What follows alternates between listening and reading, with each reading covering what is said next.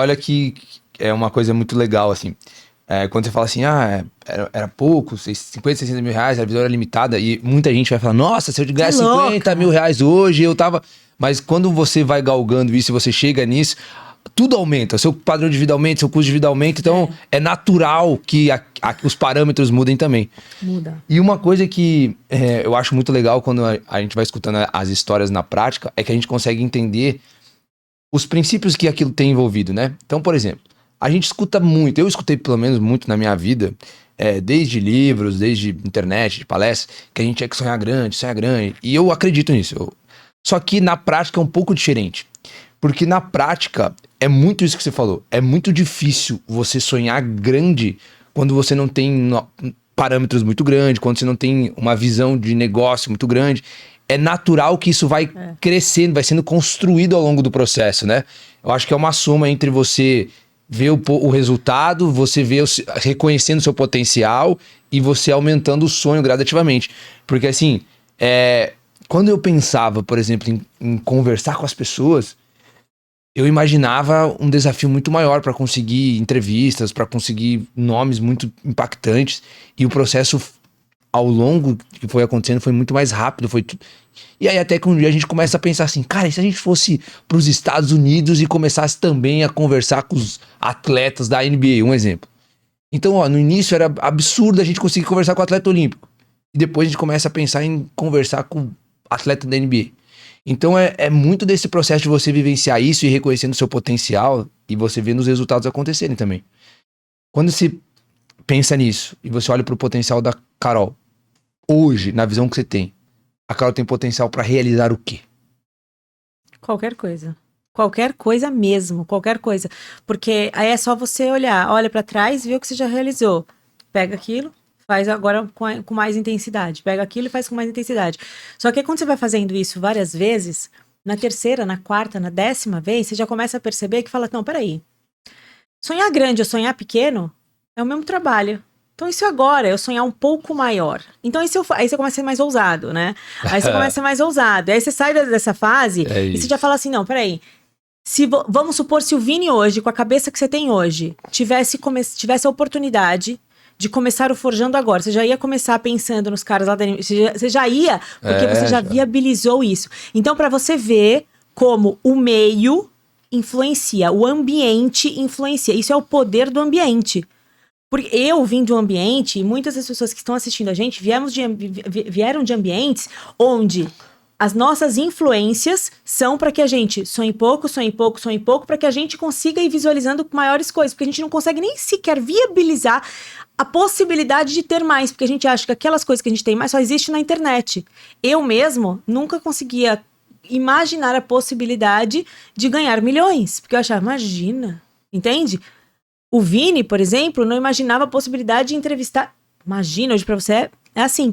Só que o ambiente, o poder do ecossistema, o ambiente, ele vai te influenciando de tal maneira que hoje você já vê isso muito rápido. Então, se tivesse que começar qualquer coisa hoje, o teu poder de visualização já é diferente, já muda. O ponto inicial já não é mais o ponto zero, né? Você já sai... Mas para alguma coisa já é o ponto zero. Para alguma coisa ainda pode ser o ponto zero. Você pode começar um projeto do zero.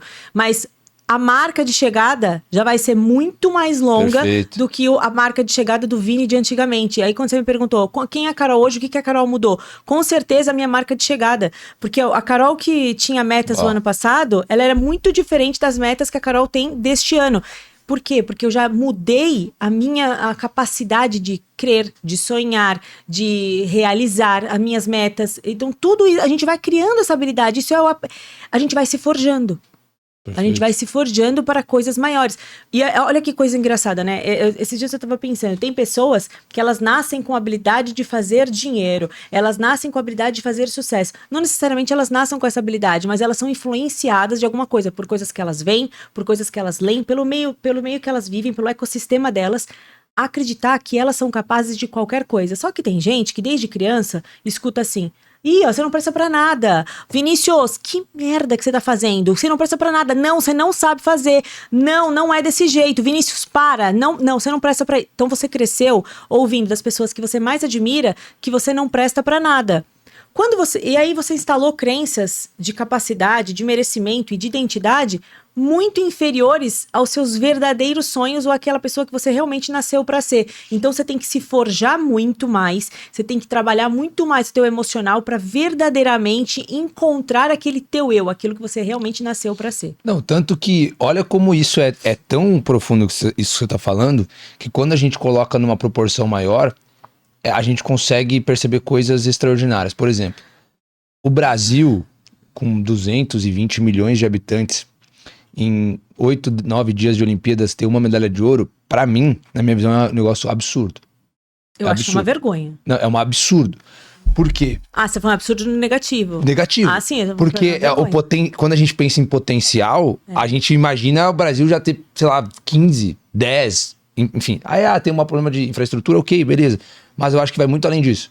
Chega muito nisso que você falou. De, como indivíduo, a pessoa deixar de fazer coisas que ela poderia extraordinárias, muitas vezes ser um atleta, porque ela escutou alguém que ela admirava muito, escutando que era impossível, que ela tinha que trabalhar, que ela tinha que se contentar com um salário ou com qualquer outra coisa. Então é muito maior do que a gente imagina.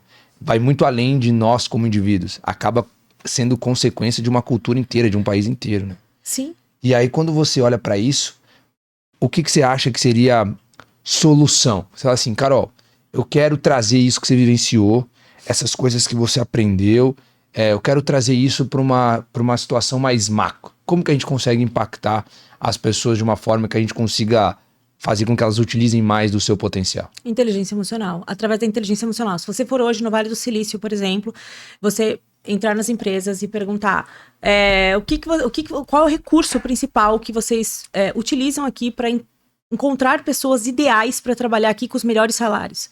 Número 1, inteligência emocional. Número 2, não tem número 2.